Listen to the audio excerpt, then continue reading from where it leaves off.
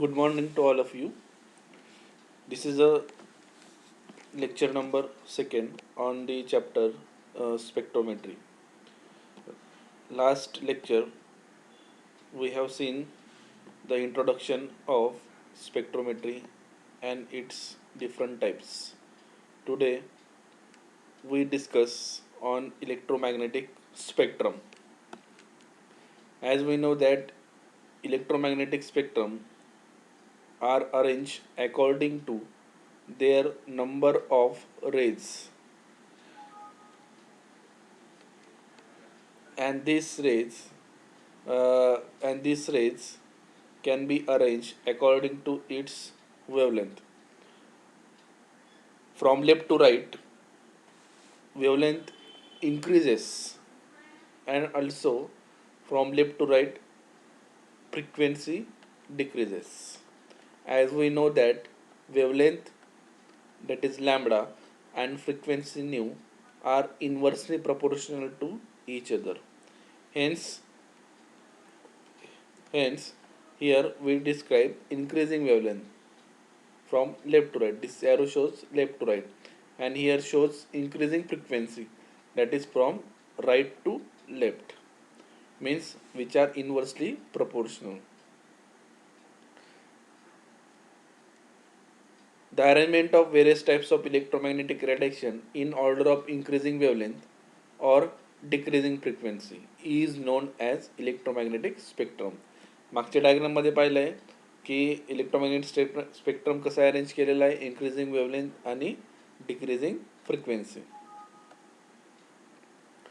The electromagnetic spectrum is divided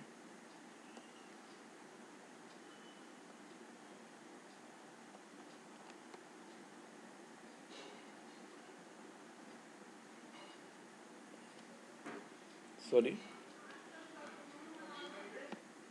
the electromagnetic spectrum is divided into what? 7 regions, such as radio waves, microwaves, infrared radiations, visible region, and ultraviolet, X-rays, and gamma rays. There are total what? 7 regions. Here we describe in diagram. Gamma rays, this is one. X-rays, this is second. Third is UV. Fourth is visible. Fifth is infrared. Sixth is microwave, and 7 is radio wave. In UV region, it is from 10 nanometer to 380 nanometer. आता UV region जर आपण पाहिला तर काय म्हटलं आपण, कुठून कुठपर्यंत असतो? 10 नॅनोमीटर पासून कुठपर्यंत असतो तो? 380 नॅनोमीटर पर्यंत असतो. But analytically important region is from 200 to 380 nanometer. This is called as near UV region. आता analytically important म्हणजे काय? Most of the chemicals they show the absorption in these regions. म्हणजे बरेचसे आपण जे केमिकल्स आहेत की जे आपल्याला नोन आहेत आणि ते ॲनालिटिकली आपण डिटेक्ट करू शकतो की त्याचं ॲब्सॉर्प्शन किती आहे. मग हा कुठला रिजन असतो? 200 ते 380 नॅनोमीटर असतो. या रिजनला काय म्हटलं जातं? नियर UV रिजन म्हटलं असतो. आता इथं दाखवलं आहे आपण, दिस इज व्हॉट UV स्पेक्ट्रम. हा इथं UV स्पेक्ट्रम आहे. हा कुठला स्पेक्ट्रम आहे? विजिबल स्पेक्ट्रम आहे. बरोबर आहे. आता UV स्पेक्ट्रम आणि विजिबल स्पेक्ट्रममध्ये आपण 2 पार्ट केलेले आहेत. एक UVC, UVB आणि UVA. आता UV रेस केव्हा फास्ट बाहेर पडतात? तर बर्निंग असेल तेव्हा. UVA रेस केव्हा बाहेर पडतात? तर एजिंग असेल तेव्हा. ठीक आहे. हां, मग आता या विजिबल रिजन पाहू. UV रिजन आपला झाला म्हणजे नियर अबाउट 10 नॅनोमीटरपासून तर 400 नॅनोमीटरपर्यंत किंवा 380 नॅनोमीटरपर्यंत काय असतं? तुमचा UV रिजन असतो. आता खाली काय म्हटलं आहे आपण? That is visible region. बरोबर. आता विजिबल रिजनमध्ये काय असतं? The visible region is the portion of electromagnetic spectrum that is visible to what? Human eye. आता सगळ्यांना माहिती आहे विजिबल रिजन म्हणजे काय? ज्या पोर्शनमध्ये जे लाईट्स किंवा जे कलर्स आपल्याला दिसतात ते कुठलं रिजन असतो? विजिबल रिजन असतो. मग विजिबल रिजन कुठून कुठपर्यंत असतो? It is the range of 380 nanometre to 780 nanometre. हे तुम्हाला MCQला विचारलं जाऊ शकतात. म्हणून हे रेंज जे आहेत की UV रिजन कुठला आहे, नियर UV रिजन कुठला आहे, व्हिजिबल रिजन कुठला आहे, हे इथं महत्त्वाचं आहे. मग आता व्हिजिबल रिजन कुठून कुठपर्यंत म्हटलं आहे आपण? 380 नॅनोमीटर ते कुठून म्हटलेलं आहे? दॅट इज वॉट 780 नॅनोमीटरपर्यंत म्हटलं आहे. ठीक आहे. हां, आता खाली पाहू IR region. It is the range of 0.78 micrometre but 2.5 micrometer to 15 micrometer is frequently used for analysis. बरोबर आहे. मग आपण याच्यात जर पाहिलं असेल तर IR रिजनमध्ये काय असतो? 0.78 मायक्रोमीटर टू काय असतो? 380 micrometre. But 2.5 micrometre to 15 micrometre काय असतो? Frequently use for analysis. आता हे सेम आहे की याच्यामध्ये पण बरेचसे जे आपले वेल नोन एक्झाम्पल्स आहेत. फॉर एक्झाम्पल कार्बन डायऑक्साईड आहे किंवा मग ऑक्सिजन आहे किंवा असे इतर दुसरे कुठलेही जे वेल नोन तुमचे जे कंपाऊंड्स आहेत ते मग हे कुठल्या रिजनमध्ये तुम्हाला ॲनालिसिस करायला भेटतील? 2.5 मायक्रोमीटर टू 10 मायक्रोमीटरच्या दरम्यान. बरोबर आहे. The 0.8 to 0.25 micrometre is a near IR region. हे पण लक्षात ठेवा. 0.8 टू 0.25. 2.5 टू 15 मायक्रोमीटर हा मिड IR रिजन असतो and 15 to 200 micrometre is far IR region. म्हणजे त्याच्यामध्ये 3 रिजन कुठले? Near IR region, mid IR region आणि फार IR रिजन. आता ही रेंज लक्षात ठेवा. IRची कुठली? 0.78 मायक्रोमीटर टू 300 मायक्रोमीटर. ही डायग्राम तुम्हाला दिसतेच आहे. याच्यामध्ये काय म्हटलंय? ऑलरेडी आपलं सांगितलं गेलंय 100 पासून तर 400 पर्यंत कुठली स्पेक्ट्रम दिसतो तुम्हाला? UV स्पेक्ट्रम हा रिजन आहे. आणि 400 पासून पुढे जर गेलं तुम्ही 750 पर्यंत तर कुठला असतो तो? विजिबल रिजन असतो. ठीक आहे. Absorption of radiation by matter. आता जनरली एखादा मॅटर आहे, सपोज एखादा मॉलिक्यूल आहे किंवा एखादं ॲटम आहे, ते रेडिएशन काय करणार आहे? ॲब्सॉर्ब करणार आहे. मग त्याच्यामध्ये काय चेंजेस होता आपण त्यास पाहणार आहे. When a polychromatic light which contains a whole spectrum of wavelength in visible region is allowed to pass through sample. एखादा सॅम्पल घेतला तुम्ही, आता सॉलिड सॅम्पल असेल तर त्याला काय करावं लागतं? सॉल्व्हंटमध्ये डिझॉल्व्ह करायचा असतो. डिझॉल्व्ह करून काय घ्यायचं? तो त्याच्यामधनं लाईट पास करायचा आहे. कुठला? पॉलिक्रोमॅटिक लाईट पास करा. Then it absorb the certain wavelength. आता जर लाईट आपण जर पास जर केला तर तो या सॅम्पलमधले जे काय ॲटम्स असतील ते काय करणार आहे? लाईट ॲब्सॉर्ब करणार आहे. म्हणजे सर्टन वेवलेंथ काय करतील? ते लाईट ॲब्सॉर्ब करतील. And can absorb certain wavelength is transmitted. काही वेवलेंथ ॲब्सॉर्ब करतील आणि काही वेवलेंथ काय करतील? ट्रान्समिट होतील. मग आता जे ट्रान्समिटेड जे लाईट आहे इन द फॉर्म ऑफ काय असतो? तो कलर असतो. This colour is complementary to absorb colour. म्हणजे याचा अर्थ काय असतो? एखाद्या सोल्युशनला आपण म्हणतो की याला ब्ल्यू कलर आला आहे, ग्रीन कलर आला आहे, रेड कलर आलेला आहे.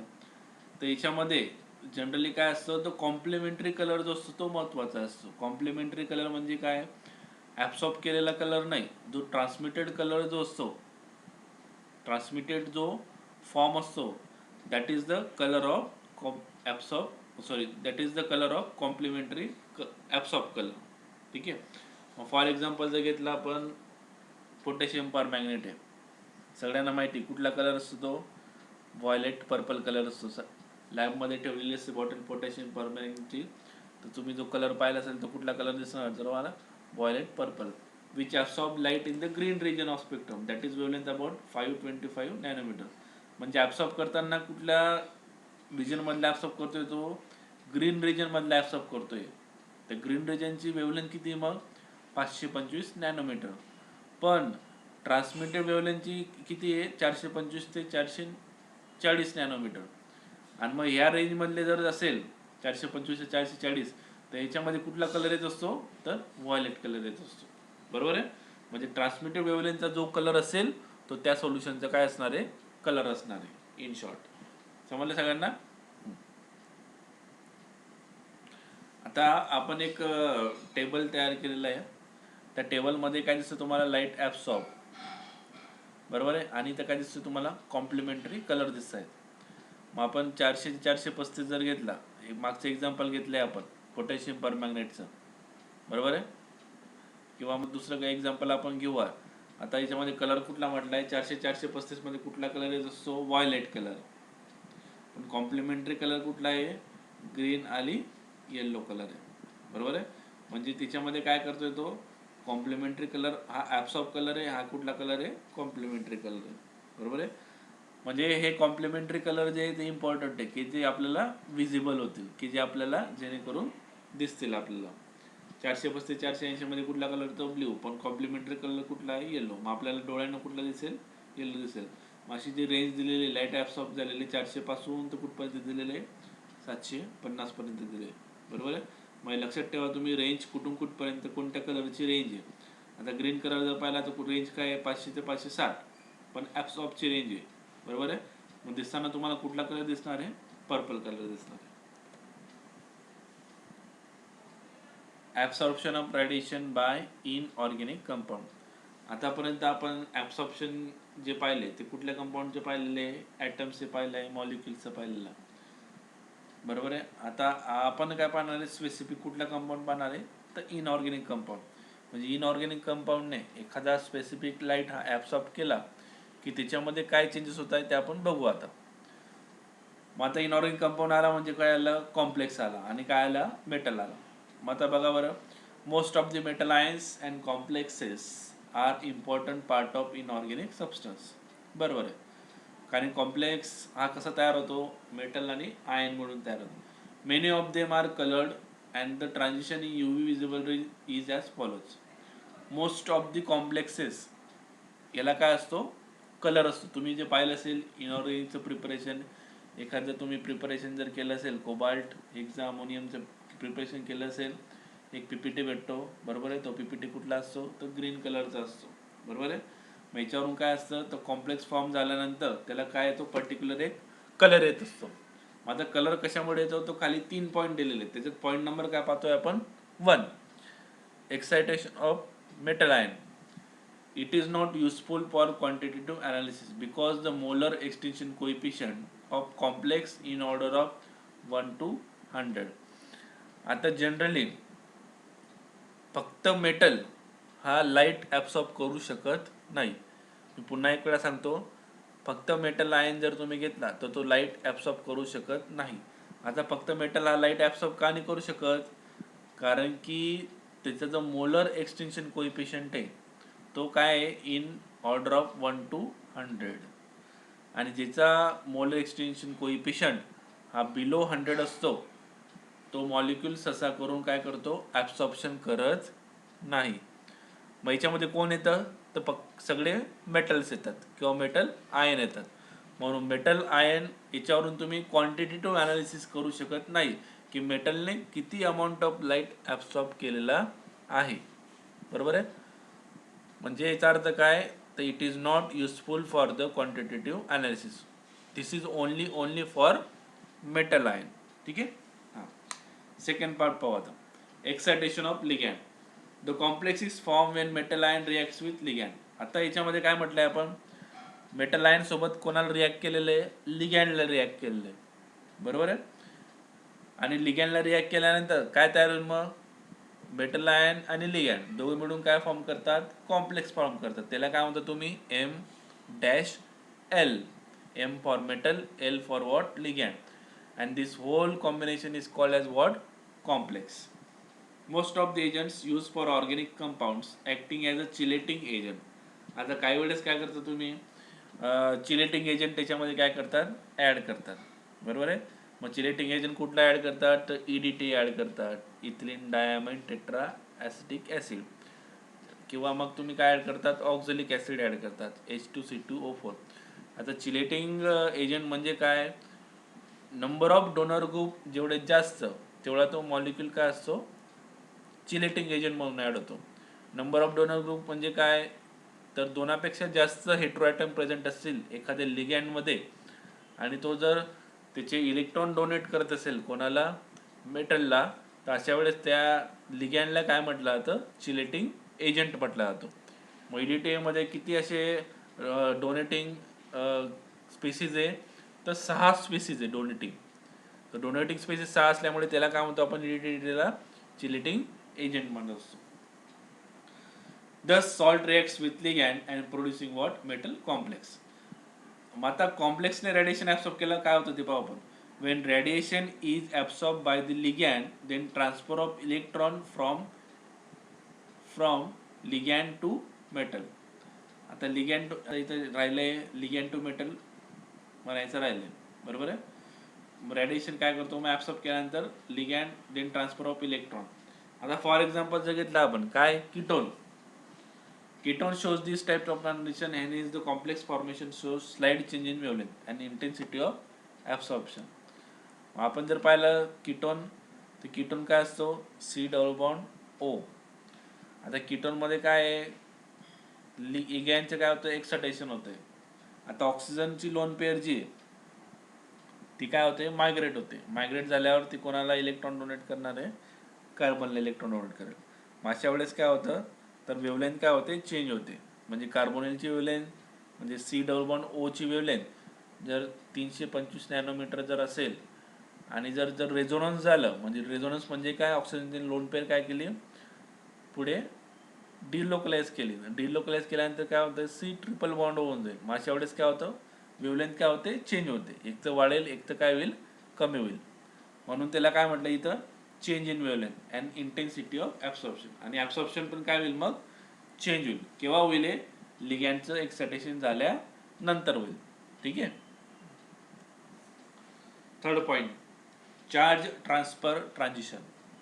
The metal chelates are coloured inorganic compounds. आता जे सगळे जे मेटल पाहिले आपण ते जनरली काय असतात, मेटल चिलेट ते असतात कलर कंपाऊंड असतात. आता कलर कुठून आला त्यांना, this colour is due to charge transfer in which electron moves from metal ion to ligand and vice versa. म्हणजे आता मेटल आणि लिगॅन्ड हा जो असं कॉम्प्लेक्स जर असेल, तर मेटल हा लिगॅन्डला इलेक्ट्रॉन डोनेट करू शकतो किंवा लिगॅन्ड हा मेटलला इलेक्ट्रॉन डोनेट करू शकतो. मग अशा पेजमध्ये काय होतं, कलर येतो त्या स्पीसीजला किंवा त्या पर्टिक्युलर कॉम्प्लेक्सला. मग त्या कॉम्प्लेक्सला किंवा त्या ट्रान्झिशनला काय म्हणायचं असतं, चार्ज ट्रान्सफर ट्रान्झिशन.